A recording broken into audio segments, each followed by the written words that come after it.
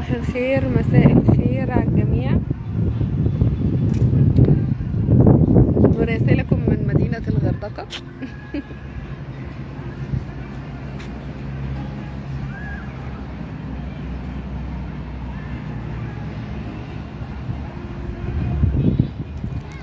احنا هنا في معاينة للمطعم ده.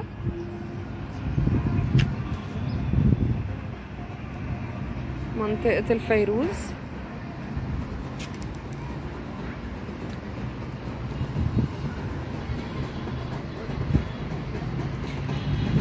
عايزة أدردش معاكم في موضوع تراخيص المطاعم. احنا لينا سابقة فيها كبيرة الحمد لله مع وزارة السياحة. هلو، صباح الخير.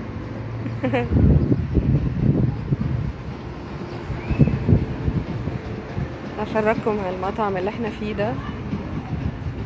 احنا المطعم اللي قبله كان في الجونة الشهر اللي فات.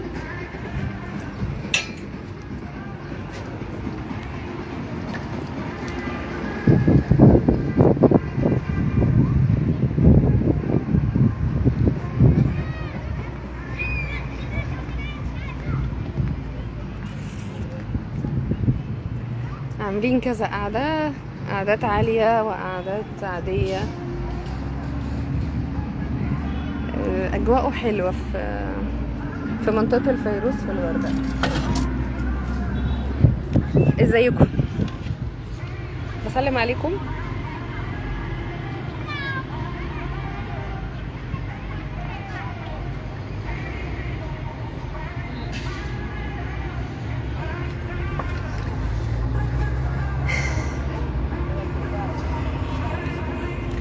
موضوع الرخصة أو التراخيص بتاعة المطاعم السياحية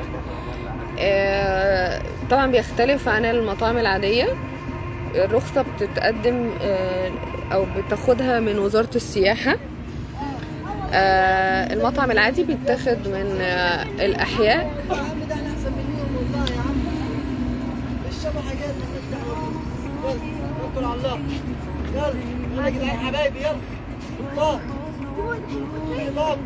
استاذ جون، شكرا لذوقك، اهلا بيك.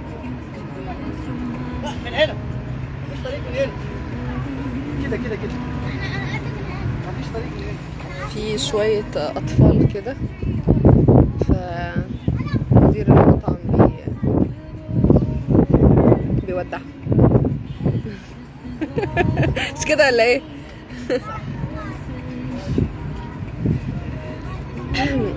احنا هنا في رخصة بنعمل رسومات إدارية لاستخراج رخصة نشاط سياحي لمطعم بمدينة الغردقة. الموضوع ده سبيسيفيك قوي، خاص بالمطاعم اللي في الغردقة فقط، يعني عشان مدينة سياحية، فبالتالي وزارة السياحة بتهتم بتفاصيل معينة في المطاعم السياحية علشان توفي الاشتراطات الخاصة بالسياحة. طيب، موضوع الاشتراطات بتاعة السياحة هي اشتراطات معمارية.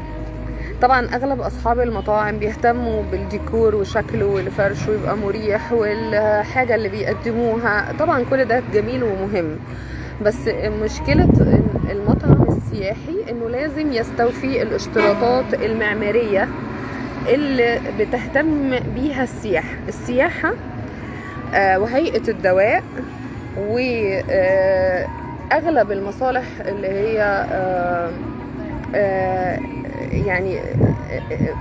يعني المصالح الحكومية ليها اشتراطات معمارية في البناء او في المنشأ اللي حضرتك بترخصه. فما هوش تعسف ولا هو بيكون استقصاد او غيره في تأخير حضرتك في الخدمات مثلا، او في تأخير حضرتك في لا، هي بتبقى اشتراطات لو انت ما راعيتهاش اثناء تنفيذ المنشأ هتلاقي الرخصة بتاعتك اتعطلت او اتأجلت. فاحنا من يعني اوقات كتير بيجيلنا مطاعم ما بتبقاش مستوفية هذه الاشتراطات، فلينا طريقتنا كده بنعرف نظبط الرسم.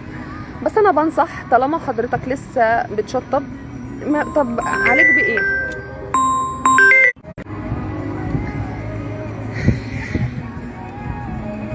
طالما حضرتك لسه بتشطب المطعم، ايه المشكلة ان انت تستوفي الاشتراطات قبل ما تفتح يعني، او قبل ما تشطب؟ يعني الحكاية مش كلها ديكور. خلينا نسلم على الناس. استاذ عادل وحيد منورة الدنيا يا استاذة. شكرا يا استاذ عادل. رامي سامي بالتوفيق دايما يا هندسة. شكرا ليك. مكاريوس هابيل منورة يا باشمهندس. شكرا شكرا. طبعا استاذ عادل من المتعاملين معنا اللي نفسنا نتعامل معاهم. استاذ ستانلس هايل يعني، ومتميز جدا بكلمة أستاذة بتاعته دي. يعني لما بطلب منه تسعير حاجة، حاضر يا أستاذ. أهلا بيكم جميعا، نورتوني.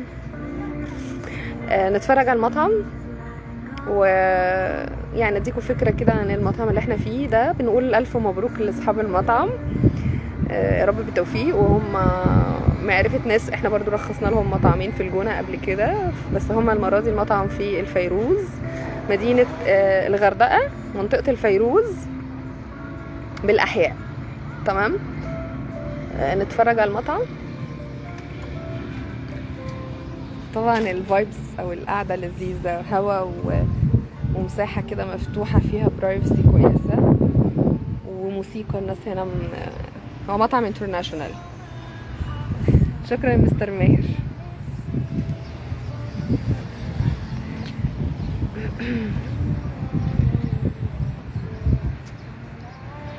اسمه دون فريدي.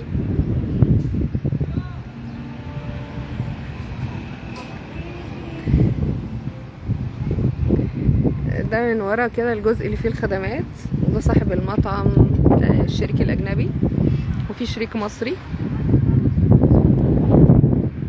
الشباب بيرفعوا مقاسات. بترفعوا مقاسات ولا بتعملوا نسكافيه انتوا؟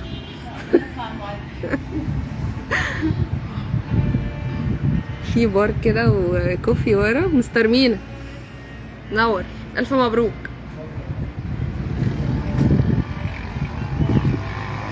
القعدة الخارجية اهي.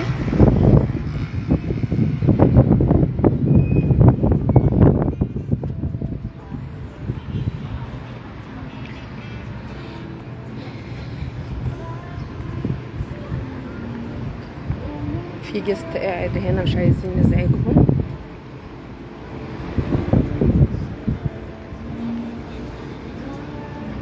الجرين وول دي معمولة من المول نفسه. يعني هو المحل جنب فيش هاوس. فيش هاوس ده مشهور في الفيروز.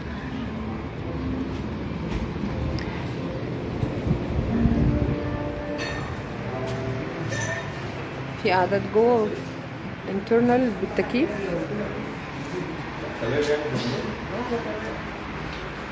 وطبعا الحمامات بتاعة الجست، ودي اهم حاجة.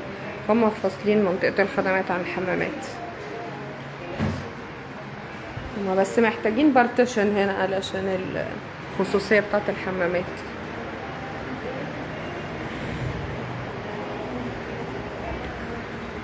مطعم بسيط ومعتمد على الإضاءة الخارجية. البار بتاعه مميز، إضاءة جميلة الطبيعية.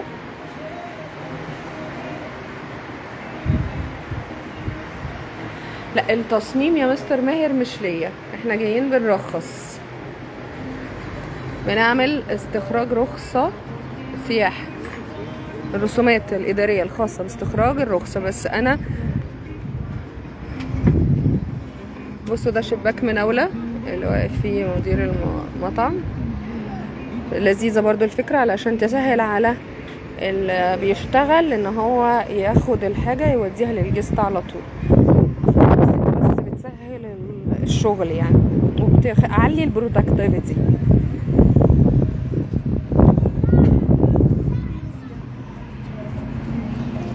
نقلب الكاميرا نسلم عليكم. بشكركم جدا جدا جدا على المتابعة، وهستنى رأيكم في الفيديوهات اللي بعملها فويس اوفر، اللي فيها بشرح بعض الأخطاء المعمارية اللي ممكن نصلحها بالديكور. طبعا العمارة والديكور حاجة واحدة. العمارة هي كل ما هو خارجي، والديكور هو كل ما هو داخلي، المبنى من الخارج ومن الداخل. حتى اسمها العلمي عمارة داخلية، ديكور اسمه العلمي عمارة داخلية. فبصلح الأخطاء المعمارية اللي ممكن تكون حاصلة في المكان بدون قصد بأفكار ديكور. ده الريلات على الصفحة.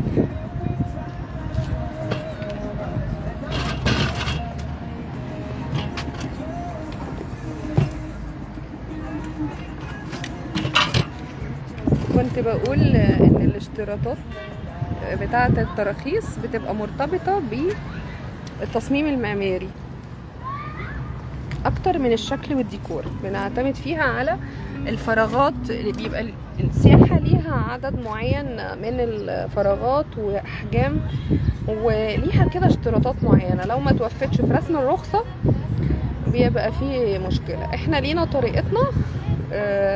طبعا الموضوع ده في القاهرة في مطاعم بتحاول ترخص سياحة برضو في القاهرة، بالرغم من ان هي دلوقتي مدينة بقى شاملة لكل حاجة، فبيستعينوا بينا لان الحتة دي سبيسيفيك شوية. واحنا هنا في الغردقة سابقين شوية في موضوع السياحة من زمان قوي، ف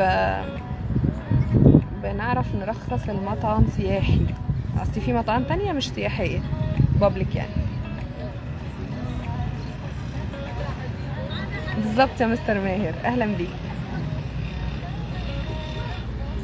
طبعا من الحاجات الجميله ان دايما بلاقي ترشيح من الهيئات دي، يعني لو حد عميل مش عارف هيعمل رسم فين، لان هم بيقبلوا رسوماتنا الحمد لله على طول، ف بيرشحوا اسمائنا المسؤولين. فبشكرهم طبعا من كل قلبي، علشان هما دي ثقة تانية من نوع تاني، ان خلاص الناس دي بتعرف توفي الاشتراطات.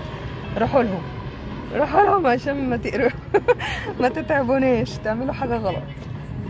ماشي، انا بحب اصبح عليكم وكده، ويعني مبسوطة بتفاعلكم مع الصفحة قوي بجد، يعني انتوا بتسعدوني. بس معلش بقى، احنا الغردقة اليومين دول هوا وتراب وحاجات كده، واحنا مهندسين فطول الوقت ايه الدنيا مش في احلى حالاتنا. يعني تساعدوني بالمشاركة والمشاهدة.